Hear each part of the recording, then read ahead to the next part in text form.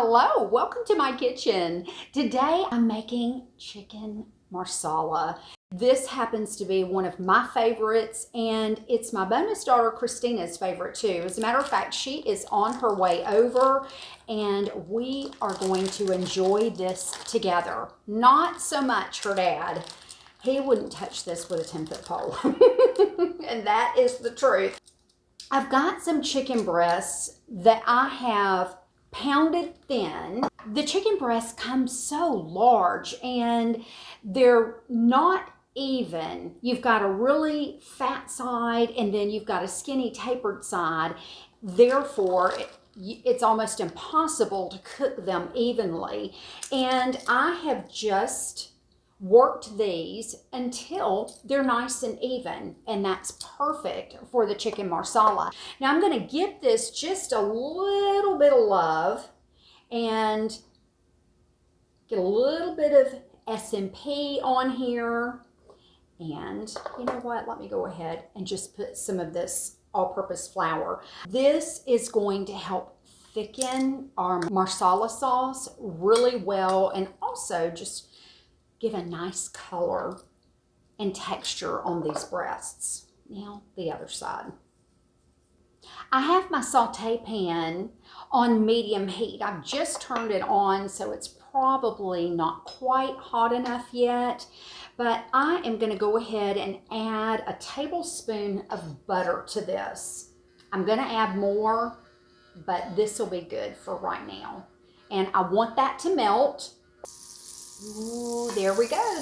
I'm going to take these chicken breasts and I'm going to sear them on both sides. Now, we're not cooking these chicken breasts all the way through. We're going to sear them and then we're going to take them off the heat and start working on our sauce. Those are looking good. Now I'm going to prepare the ingredients for our marsala sauce. And I've got a clove of garlic. I'm just going to hit this with my knife, and that is going to help this garlic skin to come right off. And I'm really thinking 1 clove of garlic, since this is so large, is going to be enough for just this 3 pieces of chicken. Now, if you have someone that is not a garlic lover, you might want to run this through your garlic press. But I love the little bits of garlic in here, and I know Christina does too. I'm so glad that I went with just 1 clove. Now, let's look at this. See how it's just nice and brown? That butter gives it flavor, and it helps the color tremendously. Ooh, these are looking perfect. Now, I have a clean plate, and I'm going to remove these from the heat. Now, remember, we're not cooking these all the way through right now. We're just allowing them to sear and to just flavor that pan a little bit. And here goes the rest of our butter. And the mushrooms. Oh, yum. Christina loves mushrooms. So do I, but when you are married to somebody that just doesn't enjoy them, I just don't cook them that much. So it's a real treat for me when I get to cook them. And I'm just going to season these just a little bit, not much. We'll hit them more at the end after we taste everything. And here comes the marsala. Now, all I'm doing right now is deglazing the bottom of my pan. And I added just a couple of tablespoons. And look at how these beautiful bits are coming up. That smells so good. It smells like a fine Italian restaurant. Now I'm going to cook these mushrooms just until they get nice and tender. I'm not going to cook them all the way down. These just look wonderful. And look at all of the juices they've left behind. Nothing will go to waste. Now I'm going to add the garlic. You don't want to add your garlic too soon because it will burn. Garlic burns so easily and it cooks up really fast. Now I just want to get that raw taste cooked out, and that's only going to take maybe a minute or two. And while that happens, I'm going to chop up some of my fresh basil. I love fresh basil. I love fresh herbs. And you can use as much or as little as you like. And if you don't have fresh, you can also substitute it with some dried basil. I've had to do that a time or two, and it is delicious. Oh, that smells good. Now, I've got some heavy cream, and heavy cream is what brings this all together.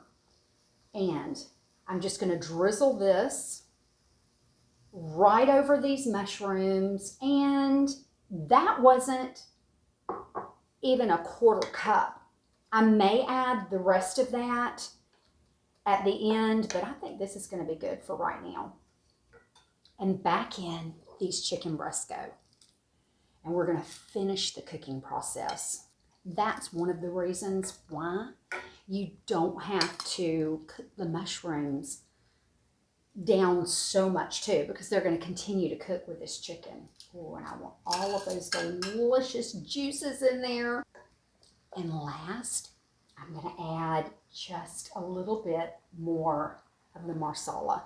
Now I have my heat on about a medium, and I'm going to let this simmer for, let's say, another 5 minutes. I don't want to overcook my chicken, but I definitely want to cook it through. Now, if you are concerned about cooking your chicken all the way through, then make sure you bring out your thermometer. If you're at 160 to 165, you're doing just fine. Check this. I want to turn these over. And while those are simmering, I'm going to go grab my pasta. Yum. Here we go. I'll take that piece right there. And got to have some of this marsala sauce. And these mushrooms. And now for this basil. Oh, y'all, doesn't this just look delicious? Now for a little bit of Parmesan cheese. Just a nice little snow. And there you go. Now, I just heard Christina pull up, so she is right on time. But got to taste this.